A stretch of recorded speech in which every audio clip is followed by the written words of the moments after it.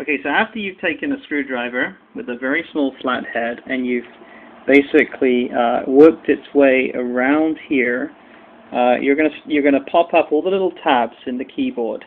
When you get to the bottom here, you're going to want to put the screwdriver in very carefully and just slide it along here. There's another tab about here to very carefully force it up. Well, force is probably the wrong word because it is plastic, so be careful. As you do it, when you've done it, you'll find the keyboard just comes up, and here's the inside of the 1015 PEM.